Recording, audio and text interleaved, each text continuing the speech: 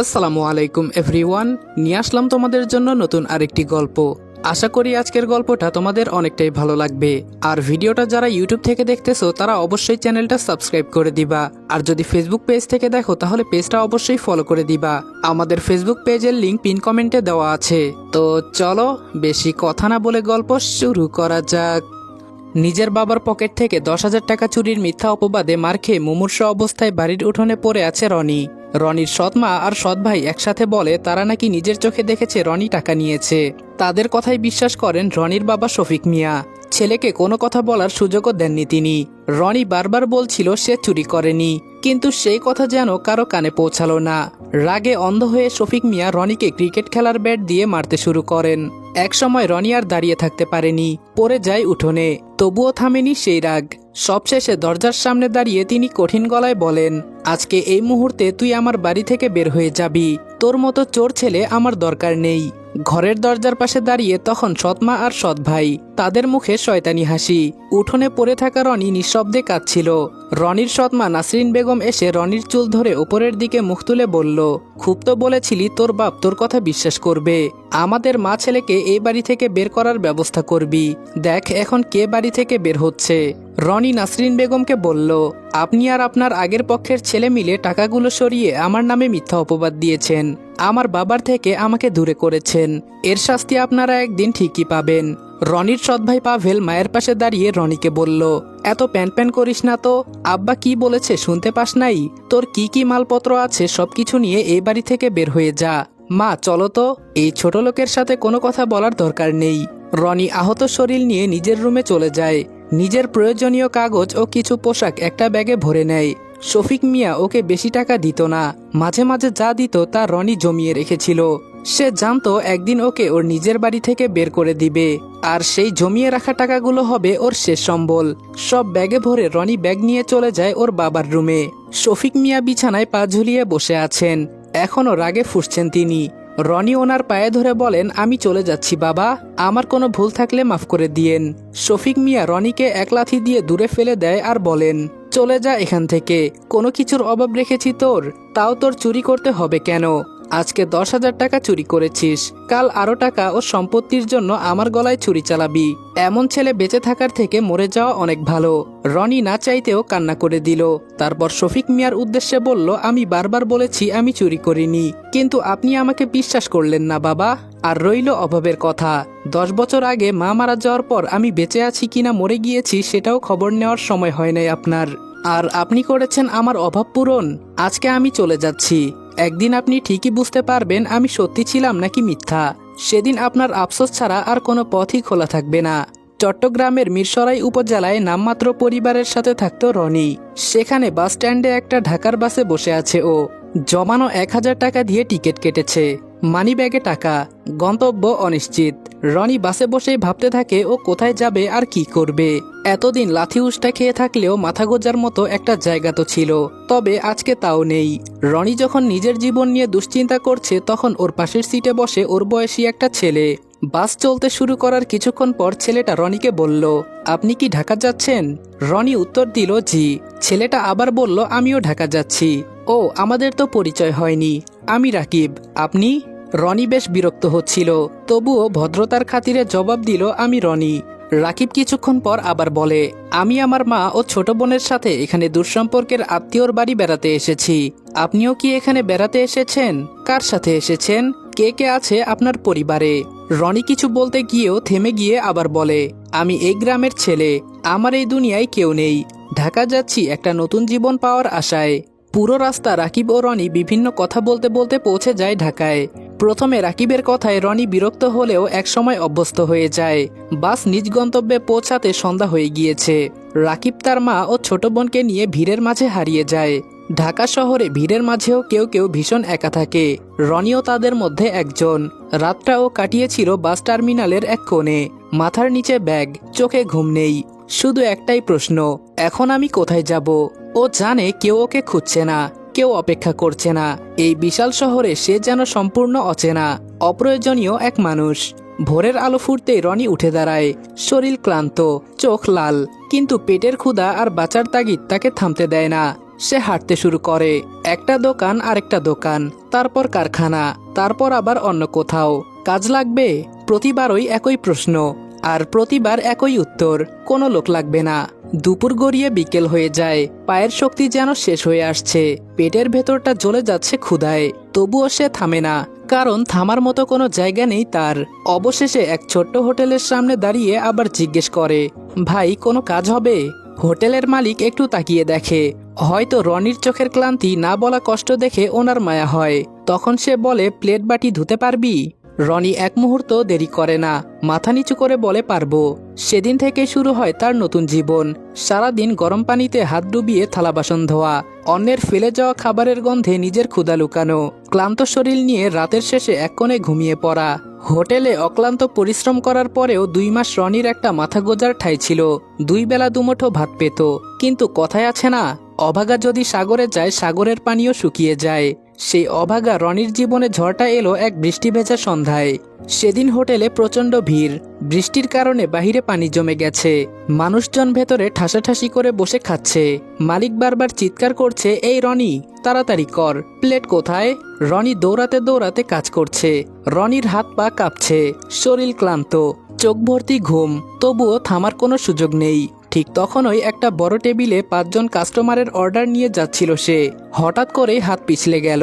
ঝনঝন শব্দে সব প্লেট মাটিতে পড়ে ভেঙে চুরমার। পুরো হোটেল এক মুহূর্তে চুপ। তারপর হঠাৎ করে বলে উঠল, এই হারামজাদা! মালিক দৌড়ে এসে রনির কলার চেপে ধরল। হোটেল মালিক বলল, কতবার বলেছি সাবধানে কাজ করবি, এই প্লেটগুলোর দাম জানিস? রনি কাপা গলায় বলল, ভাই ভুল হয়ে গেছে, এমনটা আর কখনো হবে না। কিন্তু কেউ শোনার মতো অবস্থায় নেই। মালিকের প্রথম থাপ্পড়টা মারতেই রনি হোঁচট খেয়ে পড়ে গেল। তারপরে লাথি। তুই আমার ব্যবসা নষ্ট করে দিচ্ছিস। আরেকজন কর্মচারীও যোগ দিল, এই ছেলেটা শুরু থেকেই ঠিক না। কেউ হাত ধরে টানছে, কেউ ধাক্কা দিচ্ছে। মেঝেতে পড়ে থাকা রনি শুধু হাত দিয়ে মাথা ঢাকার চেষ্টা করছে। চারপাশে অনেক মানুষ দাঁড়িয়ে দেখছে, কেউ কেউ আবার ফিসফিস করছে। কিন্তু রনিকে বাঁচাতে কেউ এগিয়ে আসছে না। হঠাৎ একজন কাস্টমার উঠে বলল, এইভাবে মারছেন কেন? ছেলেটা তো ভুল করতেই পারে। কিন্তু মালিক রেগে গিয়ে বলল, আপনি আপনার কাজে থাকেন, এটা আমার হোটেল। এরপর আবার রনির দিকে ফিরে বললেন, আজকেই তোর শেষ দিন, এখনই বের হয়ে যা। রনি ধীরে ধীরে উঠে দাঁড়ালো, ঠোঁট ফেটে রক্ত বের হচ্ছে, চোখে পানি জমে আছে। সে কিছু বলতে চাইলেও গলা দিয়ে শব্দ বের হলো না। চুপচাপ রান্নাঘরের কোনায় গিয়ে তার ছোট্ট ব্যাগটা তুলে নিল। ভেতরে শুধু পুরনো কয়েকটা কাপড়। ব্যাগ নিয়ে দরজার কাছে এসে একবার পেছনে তাকালো। বাহিরে তখনও বৃষ্টি পড়ছে। রনি দরজা পেরিয়ে রাস্তায় দাঁড়ালো। আশেপাশে তার কেউ নেই, কোনো কিছুই নেই, শুধু অন্ধকার আর বৃষ্টির শব্দ। তার মাথার উপর আর কোনো ছাদ নেই। ধীরে ধীরে হাঁটা শুরু করলো সে। কোথায় যাবে সে নিজেও জানে না। শুধু একটা কথাই তার মনে ঘুরছে, আমার জন্য কি কোথাও একটু জায়গা নেই? রনি হোটেল থেকে বের হয়ে একটা নিরিবিলি জায়গায় বসেছিল। চোখ দিয়ে অনবরত পানি পড়ছে। ঠিক তখনই 3 জন লোক এসে দাঁড়ালো তার সামনে। এই এত রাতে এখানে কি করছিস? রনি চুপ করে থাকলো। তার হাত আরো শক্ত হয়ে গেল বুকের কাছে। একজন একটু এগিয়ে এসে বলল, টাকা পয়সা যা আছে বের কর। রনির বুকের ভেতর ধক করে উঠল। তার কাছে টাকা বলতে হোটেলের 2 মাসের বেতন 6000 টাকা। এটাই তার শেষ সম্বল। এটাও নিয়ে গেলে ও যে না খেতে পেয়ে মরবে। রনি কিছুটা ভয় পেতে থাকে, কিন্তু সে মাথা নেড়ে বলল, আমার কাছে কিছু নেই। লোকটা হেসে বলল, সবাই এটাই বলে। আরেকজন বলল, চেক কর। একজন তার দিকে হাত বাড়াতেই রনি আচমকা পেছাতে চাইলে 2 জন মিলে তাকে চেপে ধরল। রনি এবার সত্যি ভয় পেয়ে গেল। তার মাথায় শুধু একটাই চিন্তা, টাকাটা গেলে আমি শেষ। সে প্রাণপণে নিজের ব্যাগটা বুকের কাছে চেপে ধরে বলল, ভাই কিছুই নাই, আমাকে ছাড়েন। লোকগুলো বলল, এখানেই কিছু লুকাইছে। একজন জোর করে তার হাত সরানোর চেষ্টা করলো। রনি মরিয়া হয়ে চিৎকার করে উঠল, না ভাই, এটা আমার, ছাড়েন। তার কণ্ঠে কান্না, ভয় আর জেদ সব একসাথেই ফুটে উঠেছে। পরিস্থিতি হঠাৎ করে তীব্র হয়ে গেল। একজন বিরক্ত হয়ে বলল, বেশি নাটক করতেছে। তারপর পকেট থেকে একটা ছুরি বের করলো। আলোতে সেটার ঝলক দেখে রনির শ্বাস আটকে গেল, কিন্তু তবুও সে হাত ছাড়ল না। লোকগুলো বলল, শেষবার বলছি, দিয়ে দে। রনি মাথা নাড়ল, চোখ দিয়ে পানি গড়িয়ে পড়ছে অনবরত। এইটা আমার, আমি দিতে পারবো না। পরের মুহূর্তে রনি ওর পেটে তীব্র ব্যথা অনুভব করে। রনির মুখ থেকে চাপা একটা শব্দ বের হলো। তার শরীর কেঁপে উঠল, কিন্তু হাত এখনো বুকের কাছে চেপে ধরা। লোকগুলো এক মুহূর্ত থমকে গেল। এই পাগলটা ছাড়ছে না কেন? একজন গালাগালি দিয়ে এগিয়ে যেতে নিল। কারো এগিয়ে আসার শব্দ শুনতেই ওদের মাঝে একজন বলে উঠল, এই চল, ঝামেলা বেশি হওয়ার আগে চলে যাই। তারা তাড়াহুড়ো করে সরে গেল। রনি ধীরে ধীরে মাটিতে বসে পড়ল। তার শ্বাস ভারী হয়ে যাচ্ছে, চোখ ঝাপসা, কিন্তু তার ব্যাগ এখনো বুকের কাছে চেপে ধরে আছে। সে কাঁপতে কাঁপতে ভেতর থেকে টাকাগুলো বের করলো, ভেজা নোটগুলো শক্ত করে চেপে ধরলো। তার ঠোঁট এখনো কাঁপছে। এইটা আমার টাকা। চোখ দিয়ে পানি গড়িয়ে পড়ছে। চারপাশে কেউ নেই, শুধু ভেজা রাত, নীরব রাস্তা। আর এক জায়গায় একা একা বসে আছে রনি। দূরে একটা আলো এগিয়ে আসছে, কারো পায়ের শব্দ। কেউ যেন ডেকে বলছে, এই এখানে কে আছে? রনি চোখ তুলে তাকানোর চেষ্টা করে, কিন্তু চোখ দুটো ঝাপসা হয়ে আসে। লুটিয়ে পড়ে রাস্তায়। হাতের মুঠোয় এখনো সেই ৬,০০০ টাকা শক্ত করে ধরা। দূরে যে পায়ের শব্দটা শোনা যাচ্ছিল সেটা দ্রুত কাছে চলে এলো। একটা মাঝবয়সী লোক, হয়তো রাতের পাহারাদার বা পথচারী, দৌড়ে এসে থমকে দাঁড়ালো। এই, কে এখানে? কি হয়েছে তোমার? রনির চোখ আধখোলা, ঠোঁট কাঁপছে, কিন্তু শব্দ বের হচ্ছে না ঠিকভাবে। লোকটা নিচু হয়ে তার অবস্থা দেখে আটকে উঠল। ইন্নালিল্লাহ, এ তো রক্ত! সে দ্রুত চারপাশে তাকালো, তারপর চিৎকার করে ডাকতে লাগলো, এই, কেউ আছেন? এখানে একজন আহত ব্যক্তি পড়ে আছে। কিছুক্ষণ পর আশেপাশের ২-৩ জন লোক ছুটে এলো। কেউ পানি আনলো, কেউ ফোন বের করে সাহায্যের জন্য কল দিল। একজন বলল, দ্রুত হাসপাতালে নিতে হবে, দেরি করলে খারাপ হইতে পারে। তারা মিলে রনিকে সাবধানে তুলে নিল। তখনও রনির হাত শক্ত করে ধরা। একজন লক্ষ্য করলো ওর হাতে কি আছে। আরেকজন আলতো করে বলল, ধরতে দাও, মনে হয় টাকা পয়সা, এজন্যই ছাড়তেছে না।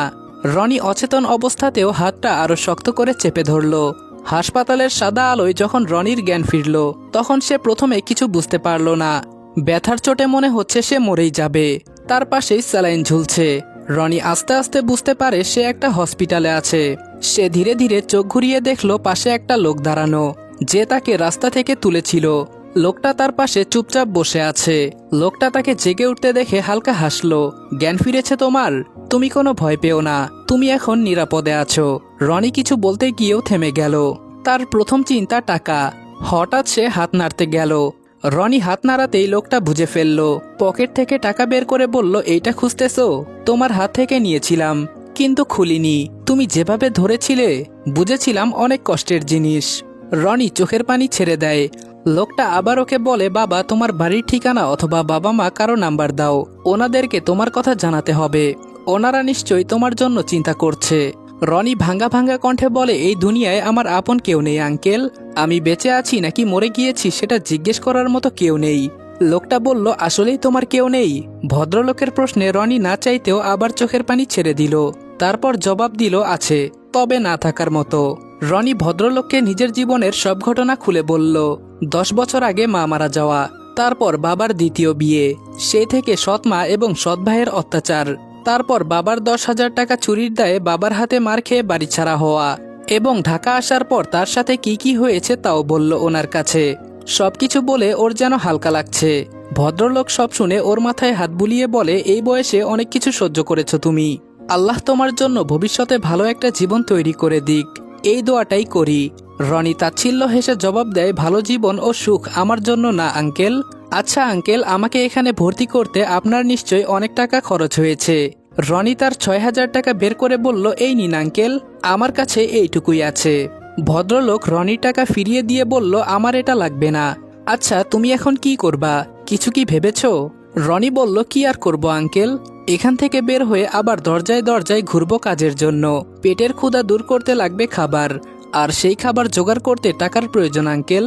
রনিকে অবাক করে দিয়ে ভদ্রলোক বলে ওঠে, তুমি আমার সাথে যাবে আমার বাড়িতে? ওখানে থাকবা, খাবা, মাঝে মাঝে আমার কিছু কাজ করে দিবা, তাহলেই চলবে। কি, যাবে আমার সাথে? রনি ওনাকে জিজ্ঞেস করে, আমাকে বাড়িতে নিয়ে কি লাভ হবে আপনার? আপনি তো আমাকে চিনেনও না, আমি যদি ধোঁকাবাজ হই? ভদ্রলোক একটু হেসে রনির দিকে তাকালেন। সেই হাসিতে কোনো ভয় ছিল না, বরং অদ্ভুত এক শান্তি। সব মানুষকে চিনে নিতে সময় লাগে, কিন্তু কিছু মানুষকে বুঝতে সময় লাগে না। তিনি ধীরে ধীরে বললেন, তোমার চোখে আমি যা দেখেছি ওটা ধোঁকাবাজি না, ওটা একটা বাঁচার লড়াই। রনি চুপ করে রইল। কথাগুলো যেন তার বুকের ভেতর গিয়ে লাগলো। ভদ্রলোক আবারও বললেন, আর যদি ভুলও হই তাহলেও সমস্যা নেই। জীবনে 1-2টা ভুল মানুষকে বিশ্বাস করাই যায়, কিন্তু যদি ঠিক হই তাহলে একটা জীবন বাঁচানো হবে। রনির চোখ আবারও ভিজে উঠল। এতদিন সে শুধু অবিশ্বাস, অপমান আর কষ্ট পেয়েছে, কেউ তাকে এভাবে বিশ্বাস করে কথা বলেনি। রনি একটু থেমে বলল, আমি গেলে আমাকে তাড়িয়ে দিবেন না তো কোনো দিন? মাহবুবুর রহমান কিছুক্ষণ চুপ করে রইলেন, তারপর দৃঢ় কণ্ঠে বললেন, তুমি যদি নিজে চলে যেতে না চাও তাহলে তোমাকে কেউ তাড়াতে পারবে না। এই কথাটা যেন রনির ভাঙ্গা হৃদয়টাকে একটু করে জোড়া লাগালো। হাসপাতালের সাদা দেয়ালের দিকে তাকিয়ে রনি দীর্ঘশ্বাস ফেলল, তারপর ধীরে ধীরে মাথা ঘুরিয়ে ভদ্রলোকের দিকে তাকালো। রনি বলল, আমি যাব। ভদ্রলোকের সাথে ওনার গাড়িতে বসে আছে রনি। কথায় কথায় জানতে পেরেছেন ওনার নাম মাহবুবুর রহমান। মাহবুবুর রহমান মাঝে মাঝে ওর দিকে তাকাচ্ছিলেন। তিনি বললেন, ভয় লাগতেছে? রনি একটু হেসে বলল, হালকা ভয় লাগতেছে। মাহবুবুর রহমান বললেন, ভয় পেও না। কিছুক্ষণ পর গাড়ি একটা বড় গেটের সামনে থামলো। বিশাল লোহার গেট, ভেতরে সুন্দর বাগান, 2 তলা একটা বাড়ি। রনি সেদিকে অবাক হয়ে তাকিয়ে রইল। মাহবুবুর রহমান রনির কাঁধে হাত রেখে বলল, এইটাই আমার বাসা, আজকে থেকে তুমি এই বাড়িতে থাকবে। বাড়িতে ঢুকতে একজন ভদ্রমহিলা এগিয়ে এসে মাহবুবুর রহমানকে বলল, কালকে রাত থেকে কোথায় ছিলে তুমি? তারপর রনির দিকে তাকিয়ে বলল, কে এই ছেলে? মাহবুবুর রহমান সবকিছু খুলে বলল। ভদ্রমহিলা খুশি হলো নাকি রাগ করলো বোঝা গেল না। তিনি মাহবুবুর রহমানকে বলল, আমি ওর জন্য রুম রেডি করতে বলতেছি। রনিকে একটা ছোট কিন্তু পরিপাটি ঘরে নিয়ে যাওয়া হলো। পরিষ্কার বিছানা, একটা টেবিল, জানালার পাশে হালকা পর্দা। রনি ধীরে ধীরে বিছানায় বসে পড়ল। মাহবুবুর রহমান বললেন, এই রুমটা এখন থেকে তোমার, এখানে তুমি নিজের মতো করেই থাকো। রনি চারদিকে তাকালো, তারপর হঠাৎ তার চোখ ভিজে উঠল আর বলল, আঙ্কেল, আমি কি সত্যি এখানে থাকতে পারবো? মাহবুবুর রহমান মৃদু হাসলেন। তিনি বললেন, হ্যাঁ পারবা। রনি আর কিছু বলতে পারল না, শুধু মাথা নিচু করে কান্না চাপতে লাগলো। যেখানে তার বাবা তাকে টাকা চুরির দায়ে বাড়ি থেকে বের করে দিল, সেখানে এক অচেনা মানুষ তাকে মাথা গোজার ঠাঁই দিয়েছে।